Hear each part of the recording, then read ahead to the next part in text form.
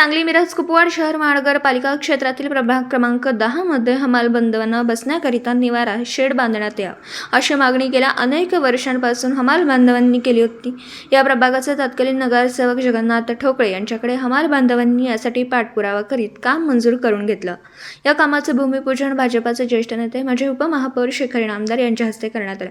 यावेळी बोलताना शेखर इनामदार म्हणाले की मी या कष्टकऱ्यांचा आणि सर्व हमाल बांधवांचा आभारी आहे। भारतीय जनता पार्टीच्या मागे ताकदीने उभारलेला हा असा बांधव आहे। या बांधवांसाठी काही नाही काहीतरी करावं असं नेहमी सातत्याने वाटायचं, पण त्याची सुरुवात ही जगन्नाथ दादांनी आज केली। मला याचा अभिमान वाटतो।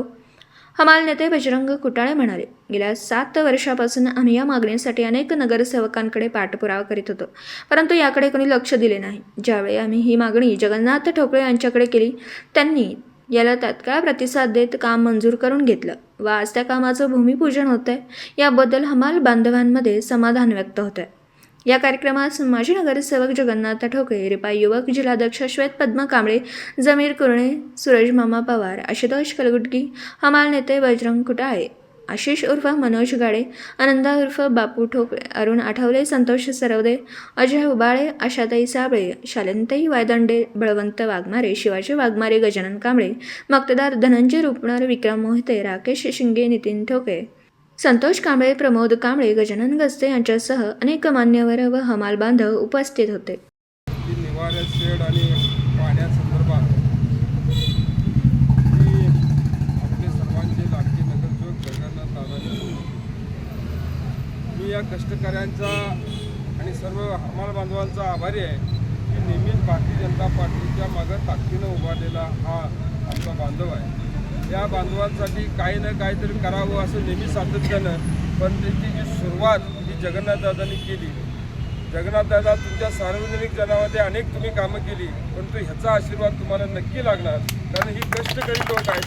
त्यांचा आराम जो तुम्हाला त्यांना जे सुख लागेल त्याचा आशीर्वाद मिळेल। एकंदरीत जगन्नाथ दादांच्या एक चौफेर नजरेतून असं लक्षात येतं श्वेत भैया की येणाऱ्या काळामध्ये महापालिकेमध्ये जगन्नाथ दादा एक प्रमुख जबाबदारी देण्याचं आम्ही नक्कीच निश्चित या ठिकाणी करू।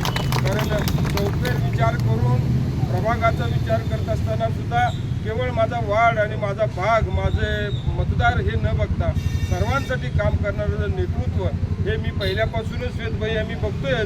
परंतु आता जगन्नाथ दादांनी कामातून लोकांच्यामध्ये स्थान निर्माण केलं।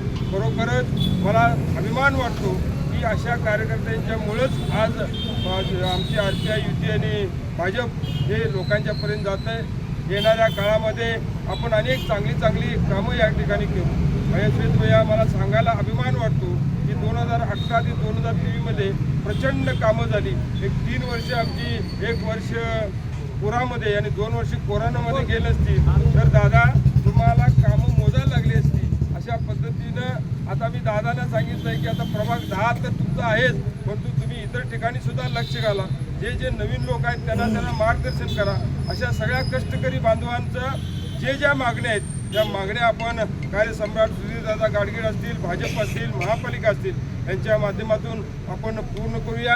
आपल्या वेगवेगळ्या योजना आहेत। आज विश्वकर्मा योजना आहे, त्यामध्ये 12 पदवीधर जे लोक आहेत त्यांच्यासाठी आज योजना आहे, ती सुद्धा प्रफुल्ल भैया तुम्ही या माध्यमातून या आपल्या आभा कार्ड आहे ते शासनाचे दादा दुसऱ्या सुद्धा योजना या लोकांना कशा उपयोग पडतील इथून भविष्य काळामध्ये त्या ठिकाणी प्रयत्न करायला पाहिजे। परत एकदा दादांचं मी सर्व सांगलीकरांच्या वतीनं मनापासून आभार मानतो, कारण मला सुद्धा आवडलेलं हे काम आहे। अतिशय चांगलं काम आपल्या हातून घडतंय, त्याबद्दल भविष्य काळासाठी तुम्हाला मनापासून शुभेच्छा।